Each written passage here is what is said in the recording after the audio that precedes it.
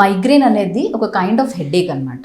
So migraine headache అనేది ఎప్పుడు label చేస్తామంటే కామన్ రీజన్స్ అన్ని రూల్ అవుట్ చేశాకే మైగ్రేన్ హెడేక్ అని చెప్తాం.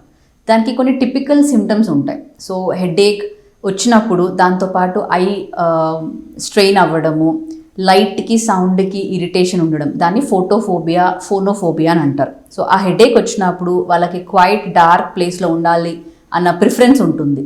అండ్ దానికి కొన్ని ప్రెసిపిటేటింగ్ కాజెస్ ఉంటాయి. లైక్ స్లీప్ సరిగ్గా లేకపోయినా, ఎక్సెసివ్ కాఫీ కన్జంప్షన్ ఉన్న, స్ట్రెస్ ఎక్కువ ఉన్నప్పుడు, పీరియడ్స్ ఉన్న వాళ్ళకి ఫీమేల్స్లో. So there are some precipitating కొన్ని ఈవెంట్స్ ఉంటాయి. సో దానివల్ల మైగ్రేన్ హెడేక్స్ అనేది వస్తూ ఉంటాయి అన్నమాట.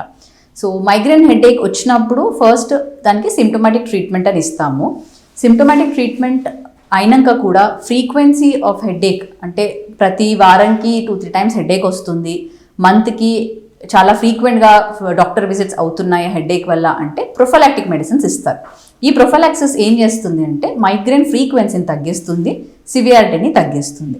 అండ్ ఏవైతే రీజన్స్ ఉన్నాయో మైగ్రేన్ కాజ్ చేయడానికి, సో ఆ రీజన్స్ని మనం ఐడెంటిఫై చేసి దాన్ని ప్రివెంట్ చేసుకోవాలి. సో మైగ్రేన్ హెడేక్ వచ్చినప్పుడు దాన్ని సంబంధించి కాజ్ ఏంటి తెలుసుకోవాలి, ట్రీట్మెంట్ ప్రాపర్గా తీసుకోవాలి.